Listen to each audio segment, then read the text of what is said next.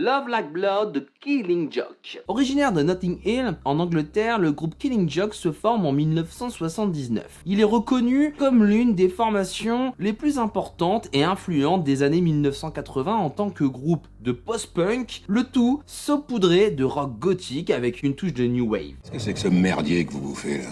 Ça, c'est mon spécial pleine lune. 4 rondelles de sauce à chaque coin sur une tartine à la graisse de rôti. Quel rapport avec la pleine lune? Bah, c'est nostalgique.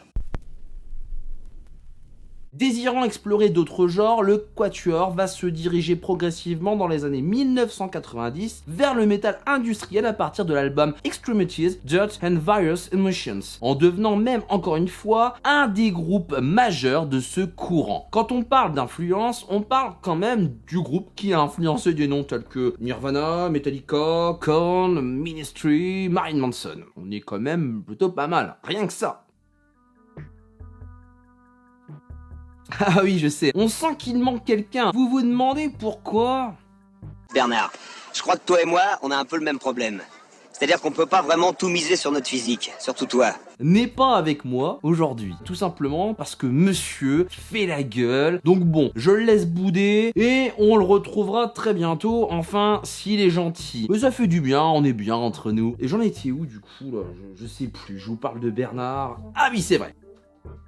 Allez mon gamin. Salut. Et si on remontait le temps? Ah je me suis fait mal. Oui, c'est un peu une obsession chez moi, le temps. Vraiment, une grande obsession. Et si on remontait le temps?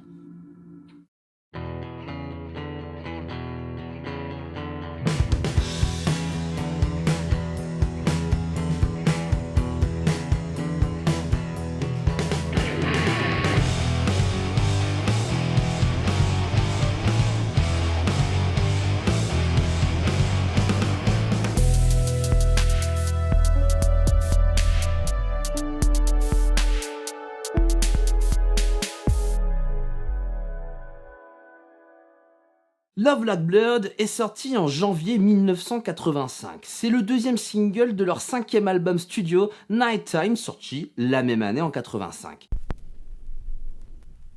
Il y a 2 versions du titre, le format single qui est une version plus courte avec 4 minutes 24 contre 6 minutes 48 pour la version album proposant un final instrumental que je vous conseille fortement. D'autres versions remix existent mais bon, clairement on s'en fout un peu. Comme Noël, je m'en fous.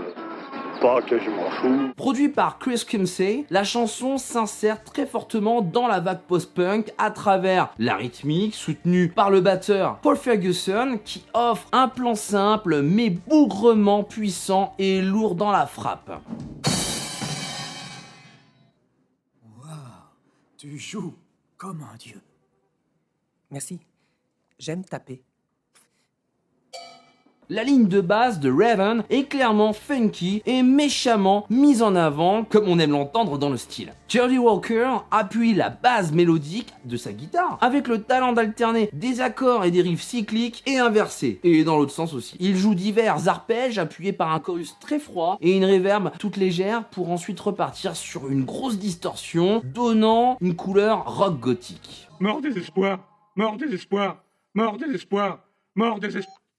Allô? Ici, pas de séquenceur, pas de boîte à rythme, on ressent la sensation humaine. Ensuite, Jazz Coleman, le frontman, entame une ligne de synthé legato ultra obsédante qui flotte tel un fantôme. Cela donne une toute autre dimension au morceau, devenant encore plus froid dans le son avec cette touche new wave non déplaisante. Et la voix de Coleman nous emporte loin, très loin, avec une tessiture vocale très forte et très haute, pleine d'émotions. Parfois un peu faussée, mais c'est ce qui fait le charme. Enfin, vers la fin de Love Like Blood, le morceau prend une teneur quasi cinématographique, une note basse de piano menaçante sur des temps forts, comme une cloche de film d'horreur qui sonne.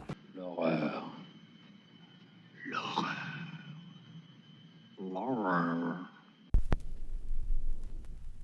Pour écrire Love Like Blood, Coleman s'est fortement inspiré de l'auteur Yukio Mishima, connu pour avoir publié plus d'une 40aine de romans sans compter la centaine d'autres ouvrages. Très inspiré par la littérature européenne, d'abord Racine. Allez, viens, On va se transcender la nouille avec les origines de la MILF. Puis Sade, on est quand même dans une grosse transition, j'avoue, son œuvre est empreinte d'un certain pessimisme et abonde en dénouements tragiques. La fascination pour la souffrance est par exemple un thème récurrent. Les œuvres qui marquent le plus le frontman de Killing Joke sont surtout The Samurai Ethic et Modern Japan. Ce qui retient le chanteur, c'est le fait que Mishima écrivait vraiment avec ses tripes. En anglais, on dit justement Writing with your blood, d'où le titre Love Like Blood. Un amour semblable au sang. Coleman dit d'ailleurs, c'est une métaphore de l'engagement qu'un artiste doit atteindre afin de comprendre son art. C'est surtout le roman Spring Snow, Neige de printemps, sorti en 1969, mais traduit en anglais en 1972, qui va marquer Jaz Coleman. Pendant 24 heures, il n'arrive même plus à parler tellement cette œuvre l'a frappé. Surtout quand on sait que Mishima se suicidera par seppuku en novembre 1970. Charmant comme histoire, hein.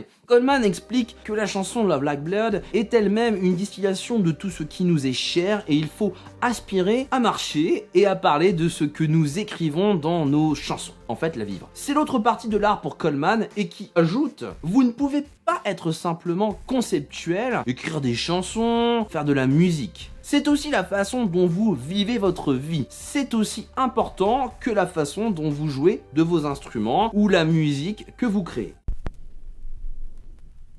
Le clip vidéo, parlons-en un petit peu. Il est réalisé par Peter Kerr, qui a aussi travaillé sur Venus de Bananarama, Near Me d'ABC et Good Thing de Fine Young Cannibals. Dans Love Like Blood, on y voit plusieurs plans séquences alternant entre le groupe qui joue et surtout le batteur Paul Ferguson dans un magnifique Raiders de pêche. Oh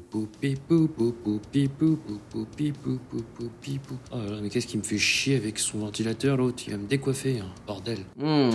Sexy le mec. Les plans sont très intéressants et originaux car ils se concentrent longuement sur le groupe. Et ensuite, nous voyons plusieurs petites histoires qui semblent se rejoindre. Une vieille dame, triste et songeuse.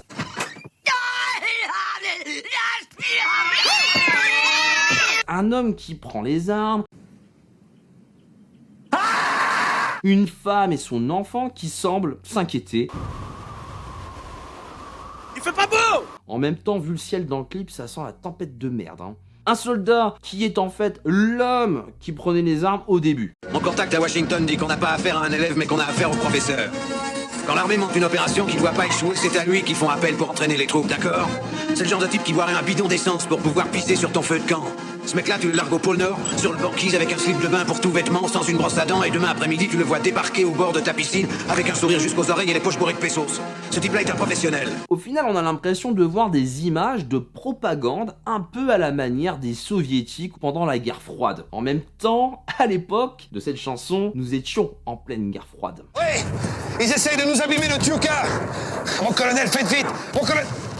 Chose importante, le clip commence avec un livre ouvert et se termine sur un plan d'une main très sale. Pas la mienne, hein. La mienne elle est très très propre. Avec un bandage et une goutte de sang en son creux. On imagine que c'est un clin d'œil à Mishima. Donc, quand on traduit le titre et qu'on prend en compte l'inspiration de Coleman, on comprend que tout n'est que métaphore. Un petit peu comme beaucoup de chansons au final. Ça parle tout simplement de la vie qui n'est pas facile, très courte, et donc il faut profiter à fond. Il faut se battre pour atteindre ses rêves, Ses objectifs. comme avec ces paroles, je cite, tous les jours, nous subissons toutes sortes de frustrations et de désespoir. Oui, j'ai fait un peu la traduction de la chanson quand même. Toujours et encore sans jamais baisser les bras, quitte à souffrir, à saigner, puis saisir toutes les opportunités. Alors coupe la rose en pleine floraison.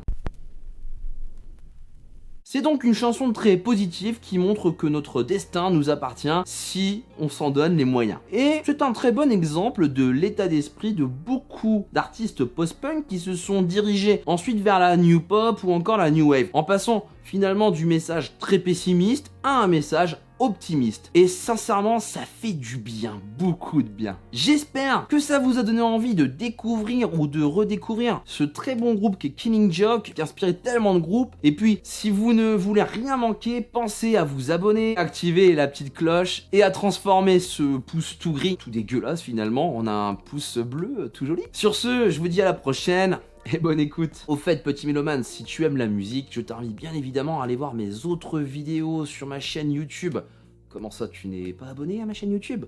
Mais fais-le maintenant, tu vas tout louper sinon. Allez, à la prochaine.